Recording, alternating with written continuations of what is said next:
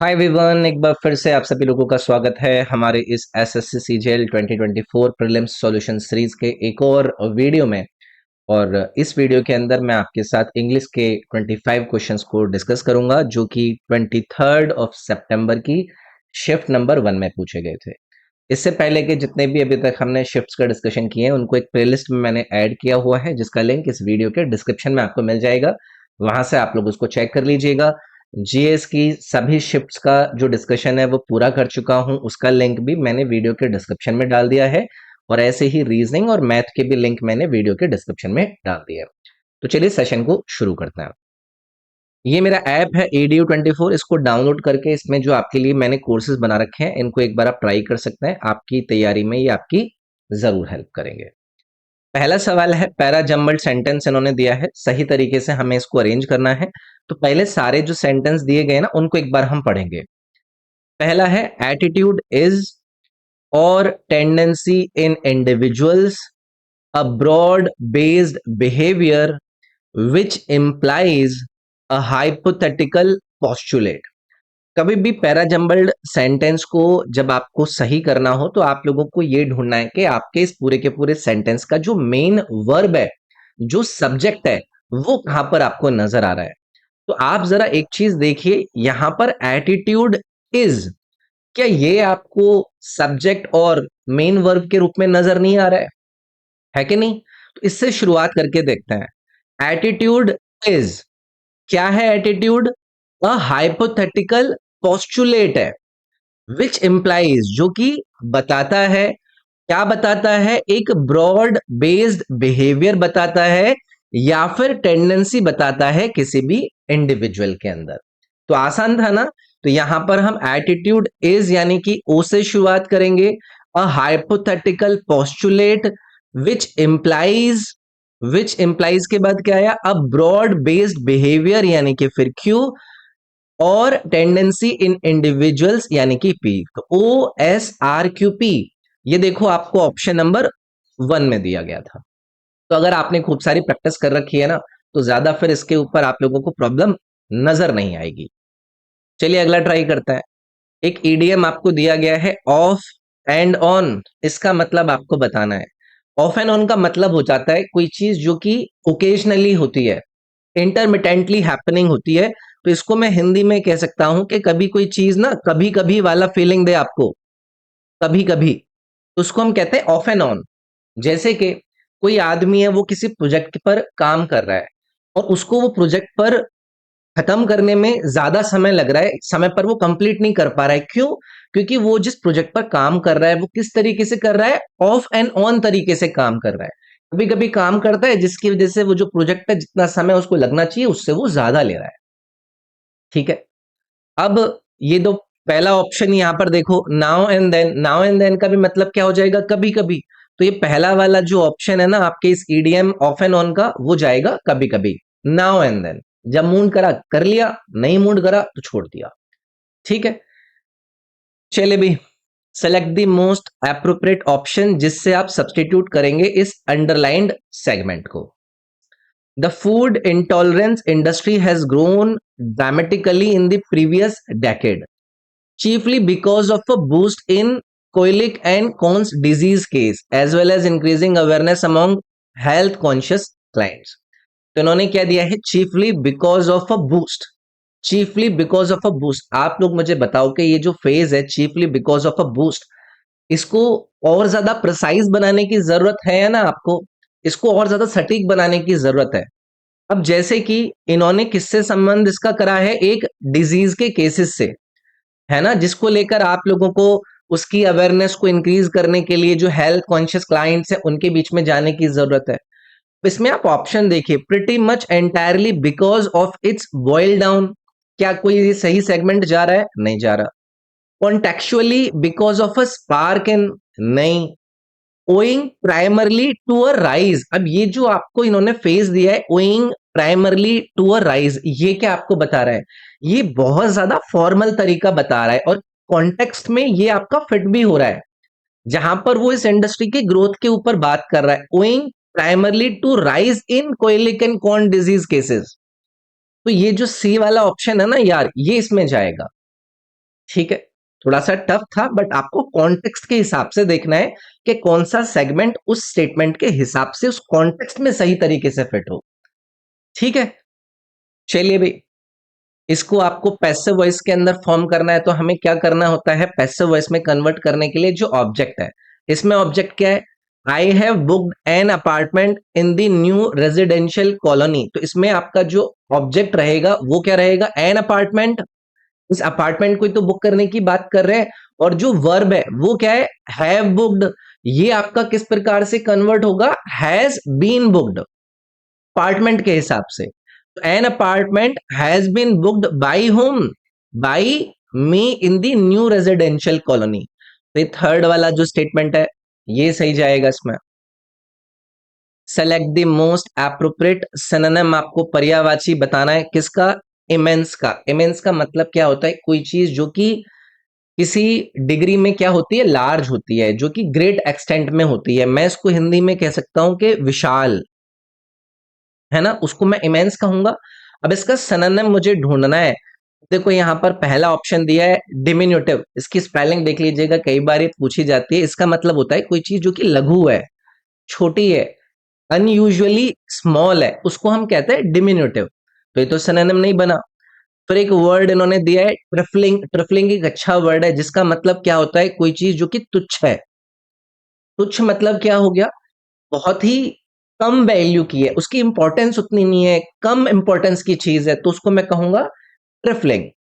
फिर इन्होंने तीसरा दिया है ह्यूज, ह्यूज का मतलब भी क्या हो जाता है, जो कि विशाल है।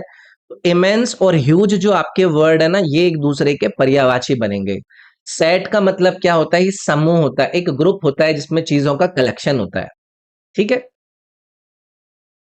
सेलेक्ट दी ऑप्शन जिसको आप वन वर्ड सब्सटीट्यूट के रूप में यूज कर सकते हैं इस आपके रिबन ग्रुप ऑफ वर्ड्स के अंदर। स्पीकिंग डिसरेस्पेक्टफुली अबाउट सैक्रेड और रिलीजियस थिंग्स, पिछले साल के एग्जाम्स के अंदर बार बार पूछा जाता है, एक वर्ड यूज होता है जिसको कहते हैं ब्लास्फेमी। इसका मतलब क्या होता है, कोई भी रिलीजियस चीज के लिए जब आप डिसरेस्पेक्टफुली बात करते हैं, ये ईर्ष निंदा होती है, आप पवित्र चीज के लिए निंदा पूर्वक बातें कर रहे हैं, तो इसको कहा जाता है ब्लास्फेमी। तो यहां पर आपका ये जो थर्ड वाला ऑप्शन है ये सही जाएगा, स्पीकिंग डिसरेस्पेक्टफुली अबाउट सैक्रेड या फिर रिलीजियस थिंग्स। फिर इन्होंने एक वर्ड दिया है यहाँ पर मिस्टेक, बहुत ही कॉमन वर्ड है।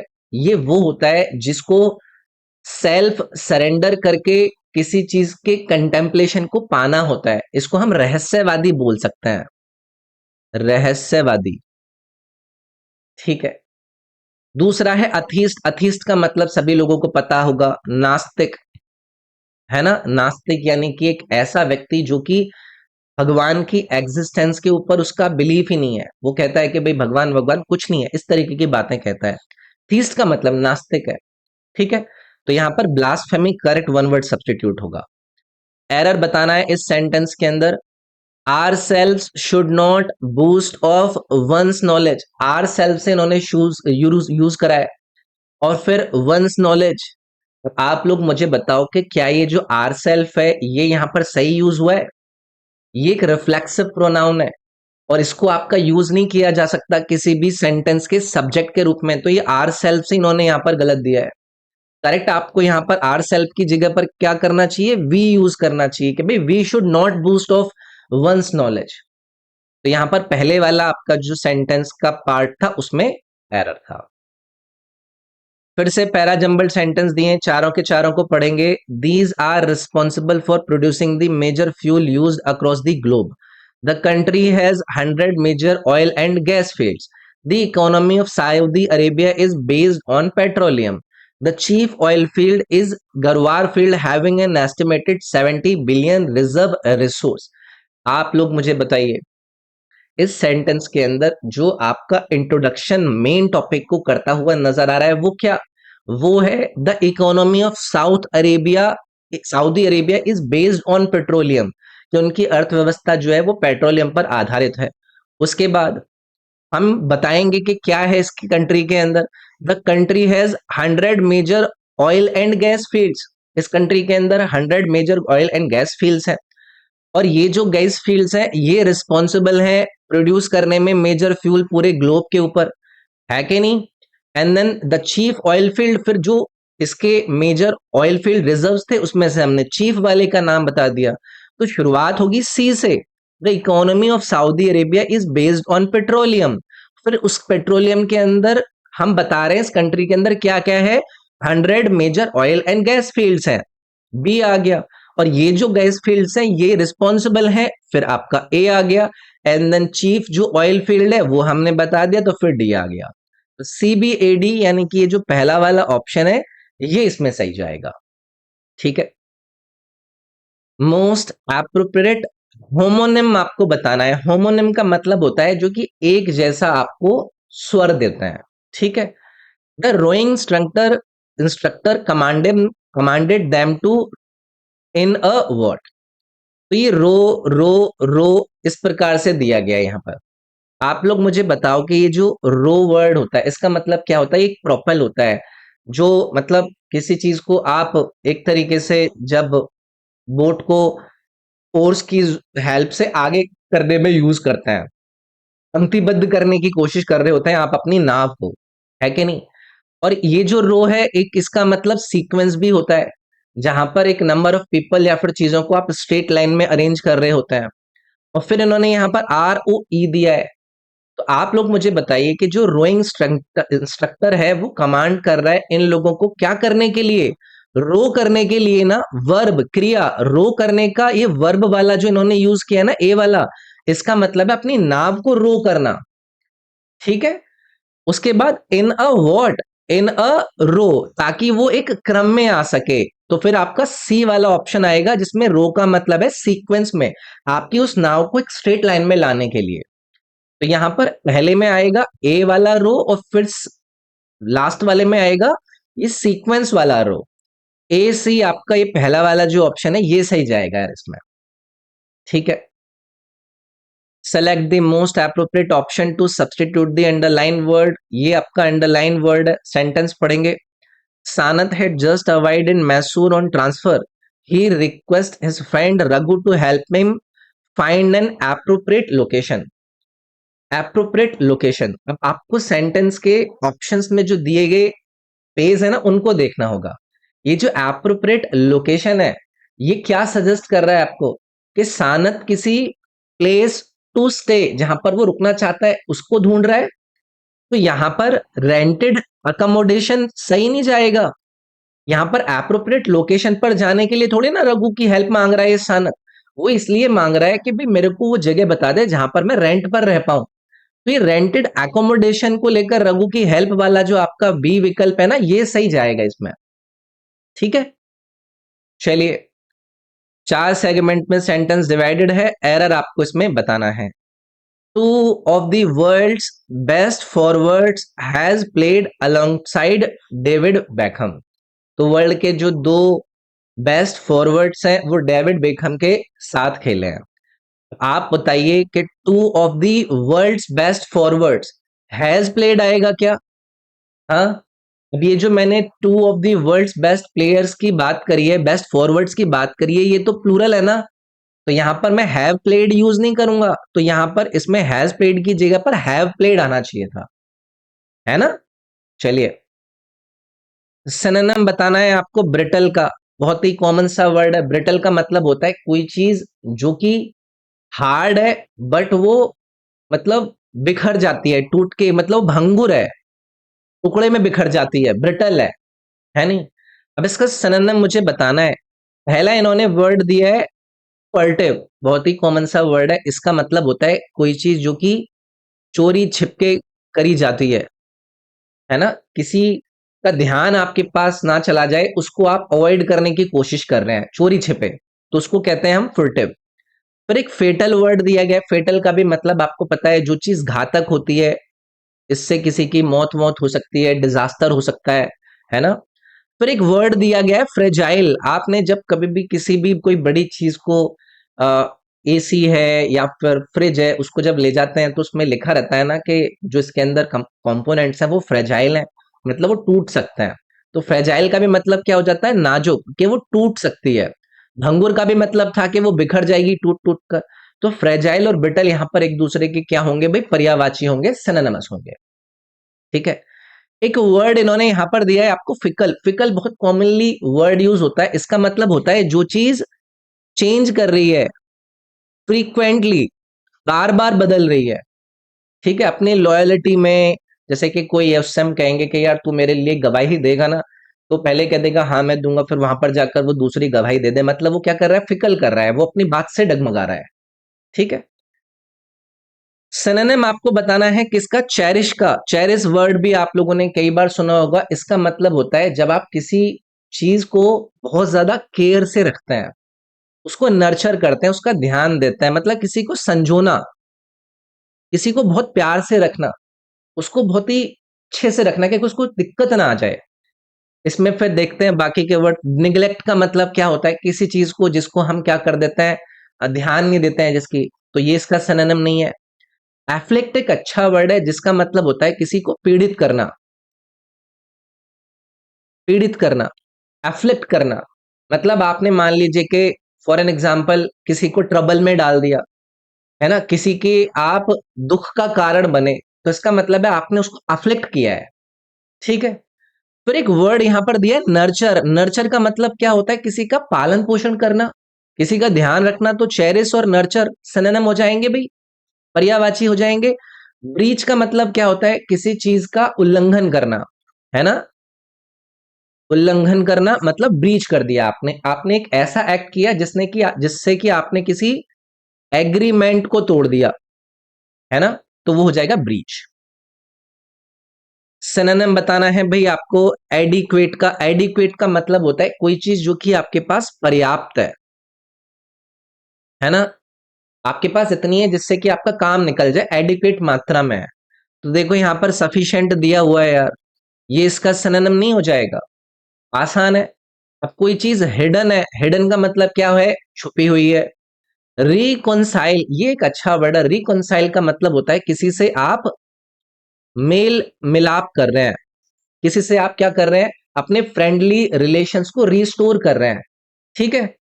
इवेल्युएट का मतलब क्या होता है, किसी का मूल्यांकन करना, किसी को जज करना कि वो कितना आपके लिए महत्वपूर्ण है, किसी की क्वालिटी के बारे में पता लगाना, है ना, तो उसका मतलब क्या होता है, इवेल्युएट करना। तो सफिशिएंट और एडुकेट यहां पर सिनोनिम बनेंगे एक दूसरे के।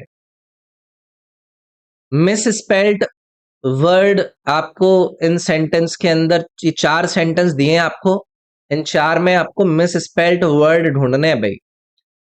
चार स्टेटमेंट देखने पड़ेंगे, थोड़ा सा टाइम टेकिंग एग्जाम में हो सकता है, बट घबराने की जरूरत नहीं है। जो वर्ड मिस स्पेल्ड ये देते हैं ना, वो कॉमनली होते हैं, बहुत ही कॉमन वर्ड होते हैं वो। अब इन्होंने देखो पहला सेंटेंस है द न्यू रेस्टोरेंट, ये पहला वाला ही आप देखो, क्या रेस्टोरेंट की स्पेलिंग ये होती है, या फिर REST, रेस्ट याद रखेंगे, फिर आप AURANT, ये होती है। तो यहां पर ये वाली स्पेलिंग गलत है, तो आपका पहली स्पेलिंग ये हमने ढूंढ ली। दूसरे स्टेटमेंट पे आइए, आई कांट बिलीव।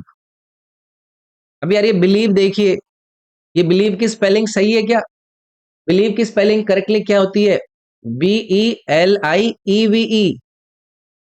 और इन्होंने EIVE दिया है, तो ये वाली स्पेलिंग यहां पर गलत है।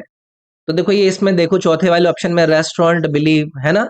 पर तीसरा वाला स्टेटमेंट देखिए, the teacher asked the students to complete the assignment on by Friday. अभी असाइनमेंट की स्पेलिंग देखो, असाइनमेंट की करेक्ट स्पेलिंग क्या होती है, ASSIGN, और फिर हम लगा देंगे MENT। ये इन्होंने देखो यहां पर क्या दिया है, एन नहीं दिया है। फिर चौथा है she felt utterly embarrassed, embarrassed की स्पेलिंग गलत दी है। एम्बेरस्ड की सही स्पेलिंग क्या होती है, EMB, एम्बे, ए लगाएंगे फिर दो आर आएंगे यहां पर, और फिर ASSED, ये आपकी करेक्ट स्पेलिंग रहेगी।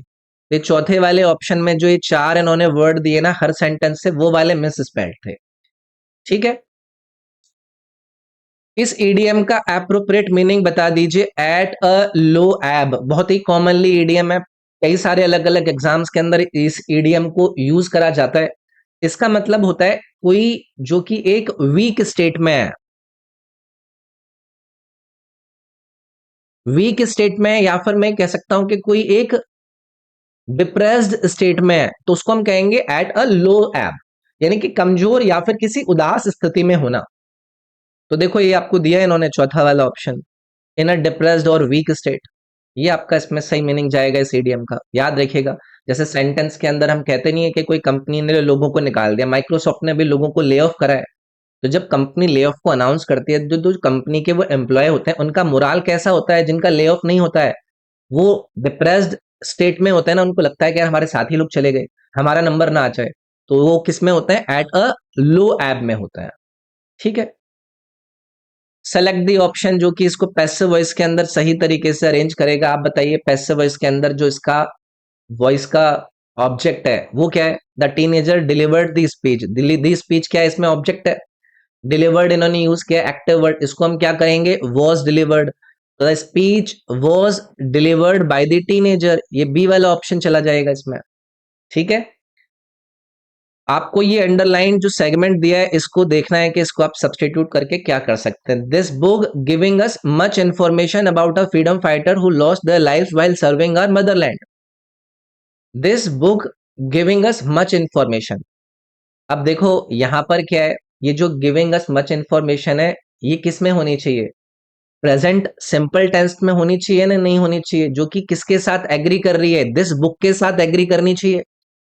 और फिर इसमें हम क्या यूज कर रहे हैं, मच इंफॉर्मेशन यूज कर रहे हैं, मैनी इंफॉर्मेशन यूज नहीं कर रहे हैं यहाँ पर, तो हम यहाँ पर क्या कहेंगे, this book gives us much information, तो गिव्स अस मच इंफॉर्मेशन, ये तीसरा वाला जो सेगमेंट है ये वाला सही जाएगा इसमें, है ना। तो गिव्स आएगा ना, जो कि सिंगुलर जो सब्जेक्ट है बुक उसके साथ जाना चाहिए, तो गिव्स अस आएगा यहाँ पर। ठीक है, select the correctly spelled word, ये आपको यहां पर दिया गया है। फ्लेक्सिबिलिटी का आपको यहां पर कुल मिलाकर ढूंढना है, फ्लेक्सिबिलिटी जिसका मतलब होता है लचीलापन।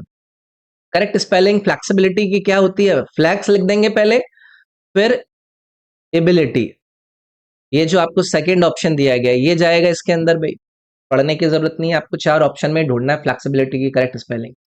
ठीक है, एंटोनिम बताना है भाई मटेरियल का, मटेरियल का मतलब सबको रटा हुआ कोई चीज जो कि क्या है, भौतिक है ना, किसी का जो फिजिकल है, जिसको मैं टेंजिबल कह सकता हूं, जिसको आप सेंसेस से क्या कर सकते हैं, देख सकते हैं, उसको परसीव कर सकते हैं, इसका विलोम मुझे ढूंढना है।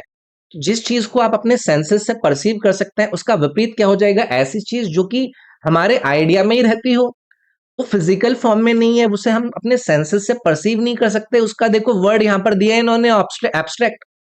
एब्स्ट्रैक्ट का मतलब क्या होता है, जो चीज जो कि क्या होती है, सैद्धांतिक होती है, जिसको आप फिजिकल सेंसेस से परसीव नहीं कर सकते, उसको आप अपने माइंड के आइडियाज के थ्रू एग्जिस्ट देखते हैं, तो एब्स्ट्रैक्ट यहां पर सही जाएगा भाई। लीजिए भाई हम आ गए हैं अब क्लोज टेस्ट पर, तो फटाफट से इसको पढ़ते हैं। Culture is understanding and protecting like the cultivation of a garden, not the destruction or eradication of its roots, understanding the roots and seeks seeds, taking much care and providing instructed nourishment, important for good gardening. Culture also is similar, understanding its acquaintance, literature and art and careful protection are required. Culture is the way of life of a particular society in which a group of people live together in one place. The society's culture is visible in its literature, art, social system, language, and religion. It is a combination of traditions, customs, institutions, food habits, manner, rulers, thoughts, tastes. Yeah. Usually, families' culture to the younger generations, as a family system is becoming weak. School, colleges, universities should take up this responsibility, as education should promote potential values of its culture. The role of universities only to issue course completed certificates. इसके अंदर क्या बात हुई है, इसके अंदर बात हुई है कि भाई जो आपकी कल्चर है वो आजकल फैमिलीज के अंदर कम हो रहे हैं, तो यूनिवर्सिटीज को सामने आना चाहिए, उनको ये वैल्यूज देनी चाहिए, उनको सिर्फ अपने सर्टिफिकेट और अपने कोर्स को कंप्लीट कराने पर ध्यान नहीं देना चाहिए। तो चलो पहला वाला फिल इन द ब्लैंक भरते हैं। Culture is understanding protecting like the cultivation of a garden, तो कल्चर इज टू क्रिएट, या फिर कल्चर इज क्रिएट, ये कल्चर इज क्रिएटिंग अंडरस्टैंडिंग। अब देखो यहां पर अंडरस्टैंडिंग है, यहां पर प्रोटेक्टिंग है, तो यहां पर क्या आएगा, culture is creating understanding and protecting like the cultivation of a garden, तो यहां पर क्रिएटिंग आपका आएगा, है कि नहीं।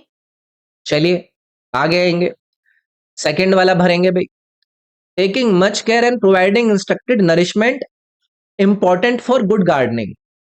providing instructive nourishment was important for, were important for, are important for और is important for.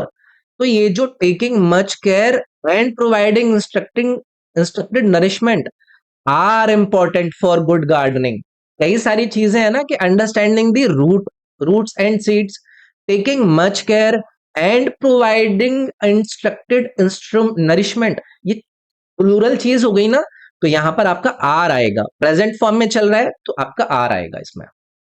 ठीक है, फिर है भाई culture also is similar, understanding its acquaintance literature and art, understanding its acquaintance in literature, for literature, with literature and art, या on literature and art. तो culture also is similar, understanding its acquaintance with literature and art, तो यहां पर with आपका आएगा जो कि common collection को बता रहा है, जो कि लिटरेचर और आर्ट से उसकी फैमिलैरिटी को दर्शा रहा है। ठीक है, आगे आएंगे भाई चौथा वाला देखिए, usually families culture to younger generation, usually families transmit culture to younger generation, transmitted, transmits या फिर ट्रांसमिटिंग। तो यूजुअली फैमिलीज, फैमिलीज प्लूरल हो गया तो यहां पर आएगा ट्रांसमिट। ट्रांसमिट का मतलब क्या हो जाएगा, जब आप किसी को प्रेरण दे रहे हैं, प्रेरित कर रहे हैं, तो ट्रांसमिट आएगा। फैमिलीज था तो ट्रांसमिट्स नहीं आएगा, क्योंकि फैमिलीज प्लूरल में है तो वर्ब ये आपका यहां पर ट्रांसमिट लेगा। ठीक है, ओके, पांचवा देखेंगे भाई, the role of universities should not be restricted only to issue course, should be restricted, should restricted या रिस्ट्रिक्ट। आप लोग बताओ कि हमने यही तो कहा है कि भाई यूनिवर्सिटी का जो रोल है वो सिर्फ कोर्स को कंप्लीट कराने में नहीं होना चाहिए, तो वो क्या है, should not be restricted only to issue course completed certificates, तो ये ए वाला ऑप्शन जाएगा इसमें। ठीक है, आसानी था ये वाला क्लोज टेस्ट। तो ये थे भाई 25 सवाल इस शिफ्ट के जो हमने डिस्कस करे। तो 23 सितंबर की पहली शिफ्ट के भी 25 सवाल कंप्लीट हो गए। वीडियो आप लोगों को फायदेमंद लगी क्या? अगर लगी है तो आपका जो लाइक है वो मच अप्रिशिएटेड होगा भाई। ठीक है, बाकी ये मेरे इंस्टाग्राम का यूजर नेम है रॉबिन SIRG, इस पर आप लोग मेरे साथ कनेक्ट कर सकते हैं। मेरे साथ कोई भी डाउट या फिर कोई भी गाइडेंस चाहिए तो मैसेज कर सकता है। इसके अलावा मेरा टेलीग्राम जरूर ज्वाइन कर लीजिएगा, जिसका लिंक इस वीडियो के डिस्क्रिप्शन में, मेरे व्हाट्सएप चैनल का भी लिंक इस वीडियो के डिस्क्रिप्शन में, और मेरे इंस्टाग्राम का लिंक के साथ इस ऐप का लिंक भी डिस्क्रिप्शन में है। तो एक बार डिस्क्रिप्शन को जरूर चेक कर लीजिएगा, सभी इंपॉर्टेंट लिंक्स मैंने उसमें प्रोवाइड करे हुए हैं। इस ऐप पे ये सारे कोर्सेज आप लोगों को मिलेंगे जो कि आपकी तैयारी में आप लोगों की हेल्प करेंगे। ठीक है, चलिए मिलते हैं अगली वीडियो में, इसमें इतना ही। Thank you, take care, bye bye.